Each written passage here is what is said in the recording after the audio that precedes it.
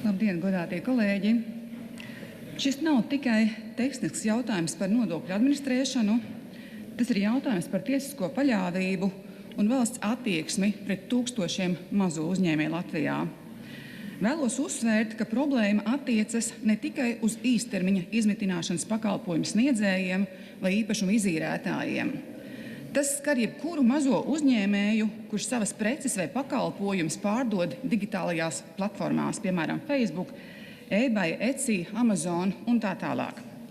Lielākā daļa šo mazo uzņēmēju rīkojās godprātīgi, strādāja legāli, maksāja nodokļus, konsultējās ar valsts ieņēmumu dienestu, katru gadu nodeva atskaites bez aizrādījumiem no valsts ieņēmuma dienesta puses. Situācija būtiski mainījās pēc īpašā PVN reģistrācijas režīma ieviešanas, kas stājās spēkā pagājušajā gadā.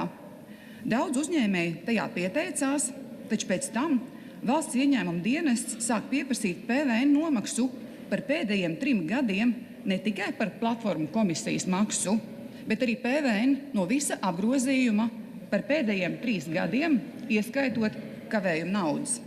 Daudzos gadījumos šīs summas sasniedz vairākus tūkstošus un pat 10 000 eiro. Rezultāts ir prognozējams. Mazie uzņēmēji ir spiesti slēgt savu darbību vai pāriet ēnu ekonomikā. Tāpēc piedāvātie likuma grozījumi paredz risinājumu šai situācijai. Valsts nevar sodīt cilvēkus par periodu, kurā pašai valstī nebija skaidrs un konsekventas interpretācijas.